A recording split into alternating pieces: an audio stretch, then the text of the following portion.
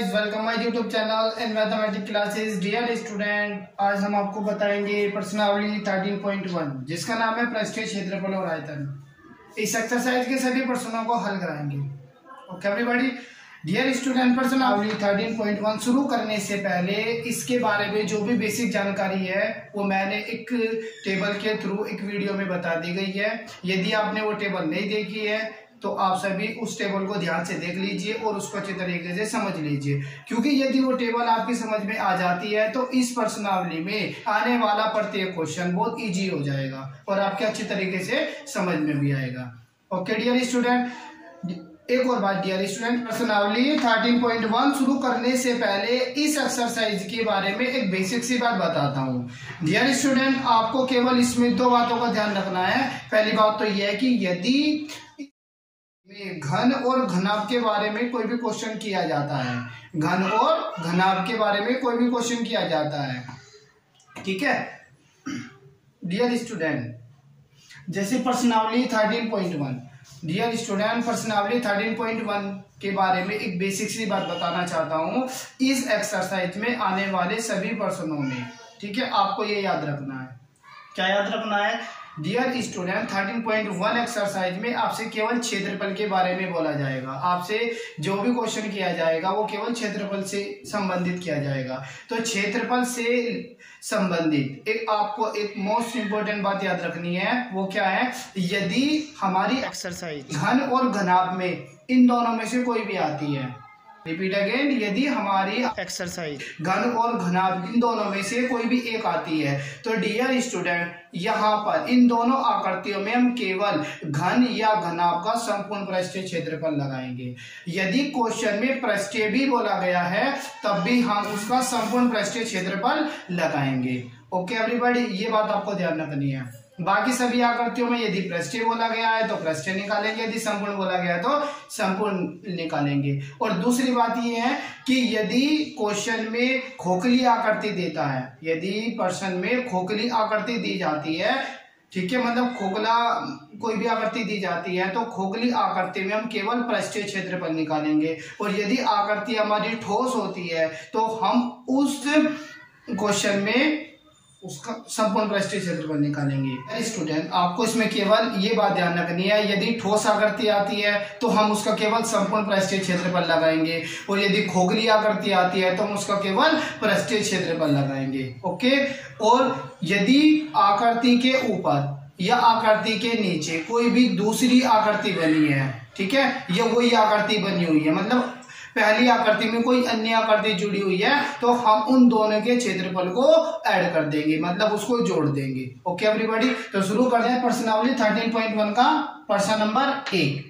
ठीक है, दो घनों जिनमें से प्रत्येक आयतन 64 सेंटीमीटर क्यूब है के संलग्न फलकों को मिलाकर एक ठोस बनाया जाता है। इससे प्राप्त घनाभ का पृष्ठीय क्षेत्रफल ज्ञात कीजिए। ओके एवरीबॉडी, तो क्वेश्चन को समझ लेते हैं। सबसे पहले इसने बोला, क्वेश्चन में दिया गया है दो घनों जिनमें से प्रत्येक आयतन 64 सेंटीमीटर क्यूब है। डियर स्टूडेंट, किसी भी वस्तु का हम आयतन निकालते हैं तो उसका जो आंसर आएगा वो घन इकाई में आएगा, ठीक है, और यदि किसी भी वस्तु का क्षेत्रफल निकालते हैं तो उसका आंसर वर्ग इकाई में आएगा। ओके, के संलग्न, संलग्न कहते हैं डियर स्टूडेंट जोड़ना, यानी कि हमने दो घनों को आपस में जोड़ दिया है। फलकों को मिलाकर एक ठोस बनाया जाता है, यानी कि दो घनों को आपस में यदि हम जोड़ देते हैं तो उससे प्राप्त आकृति एक घना बन जाती है। तो इससे प्राप्त घनाभ का पृष्ठीय क्षेत्रफल ज्ञात कीजिए। तो जो घनों को जोड़कर आकृति बनती है उस आकृति का हमको पृष्ठीय क्षेत्रफल ज्ञात करना है। तो डियर स्टूडेंट, हम क्या करते हैं, सबसे पहले दो घनों को आपस में जोड़कर एक आकृति बना लेते हैं। कैसे बनेगी वो आइए हम समझाते हैं।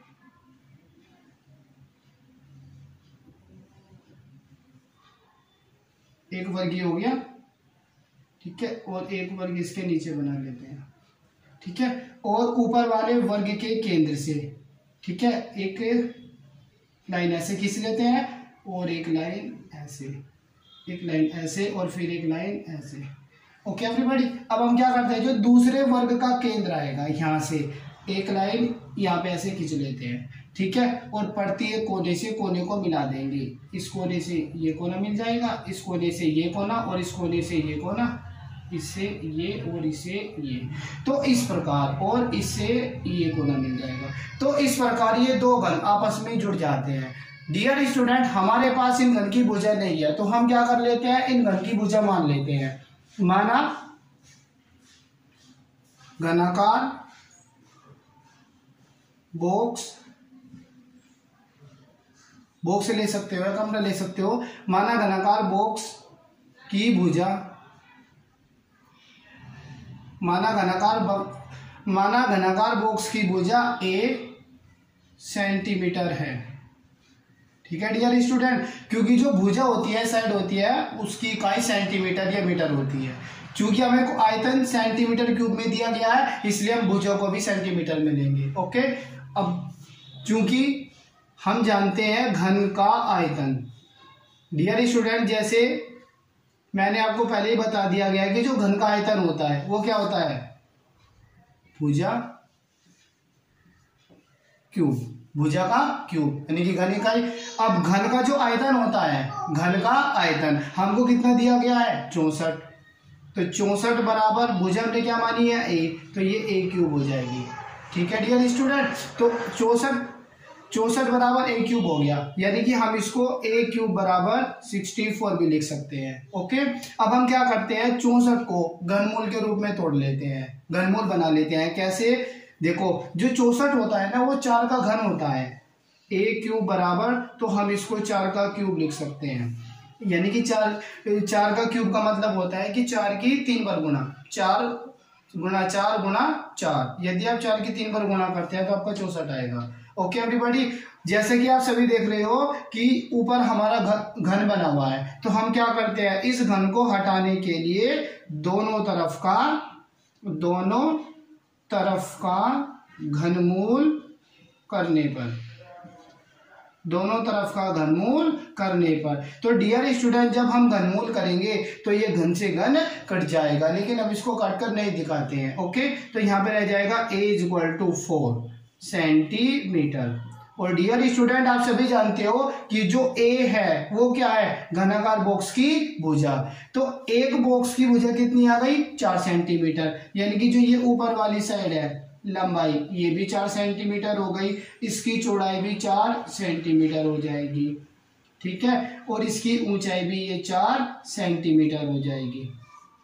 ठीक है एवरीबॉडी, और नीचे वाले बॉक्स की भी, चूंकि आयतन हमको प्रत्येक घन का दिया गया था, इसलिए भुजा भी प्रत्येक घन की निकलेगी, तो ये भी 4 सेंटीमीटर हो जाएगी, और इसकी भुजा ये भी 4 सेंटीमीटर हो जाएगी, और इसकी ऊंचाई ये भी 4 सेंटीमीटर हो जाएगी।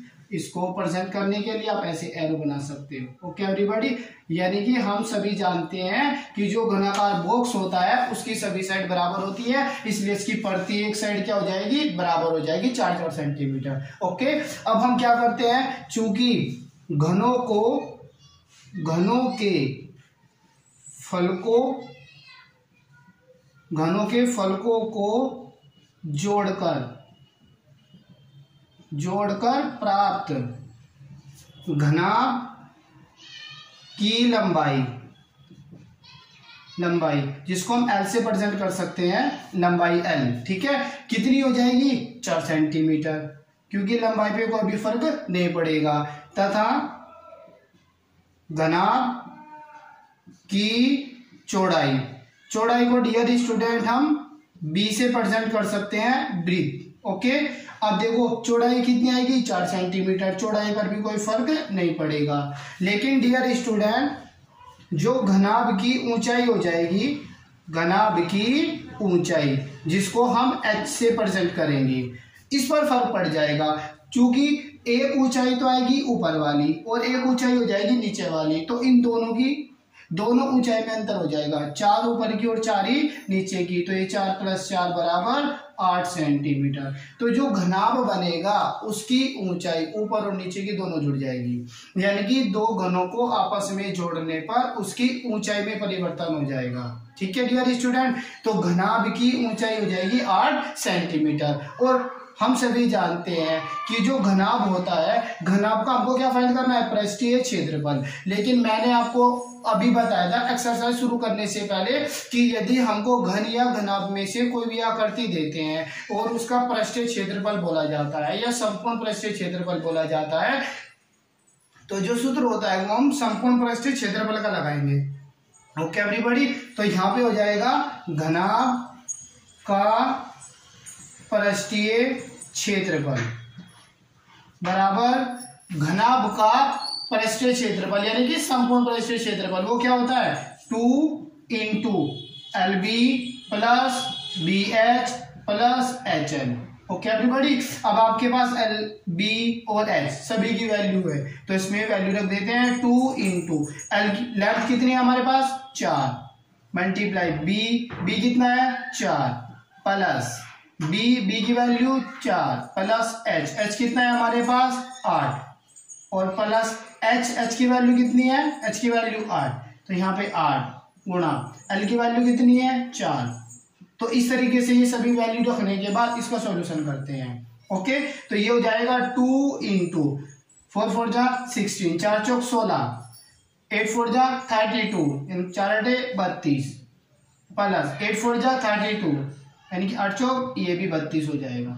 ओके एवरीबॉडी, अब क्या करते हैं ब्रैकेट में आने वाली सभी संख्याओं को ऐड कर लेते हैं, जोड़ लेते हैं। क्यों? क्योंकि इन सभी के बीच में प्लस का चिन्ह है। तो डियर स्टूडेंट ये हो जाएगा 2 इंटू 32 प्लस 32 64। ठीक है, 64 और 16 32 प्लस 32 2 2 4 और 4 6 10 10 की 0 कैरी कितना 1 1 1 2 2 3 5 और 3 8 80 हो गया। ओके एवरीबॉडी, अब आप सभी को पता है जब ये ब्रैकेट हटता है तो ब्रैकेट की जगह मल्टीप्लाई लगता है तो ये हो जाएगा 2 इंटू 80। ओके, और 2 की मल्टीप्लाई 80 में करेंगे तो 8 2 जा 16 यानी कि 160 सेंटीमीटर स्क्वायर। चूंकि हम घनाभ का पृष्ठीय क्षेत्रफल निकाल रहे हैं और किसी भी वस्तु का क्षेत्रफल जब हम निकालते हैं तो उसकी जो यूनिट होती है वो सेंटीमीटर स्क्वायर में आती है। ओके एवरीबॉडी, तो ये हमारा आंसर आ जाएगा। तो डियर स्टूडेंट, प्राप्त घनाभ का जो संपूर्ण पृष्ठीय क्षेत्रफल या पृष्ठीय क्षेत्रफल है वो हमारा 160 सेंटीमीटर आ जाएगा। हम यहाँ पे लिख सकते हैं अतः प्राप्त घनाभ का पृष्ठीय क्षेत्रफल 160 सेंटीमीटर स्क्वायर होगा। ये हमारा आंसर आएगा। Okay everybody.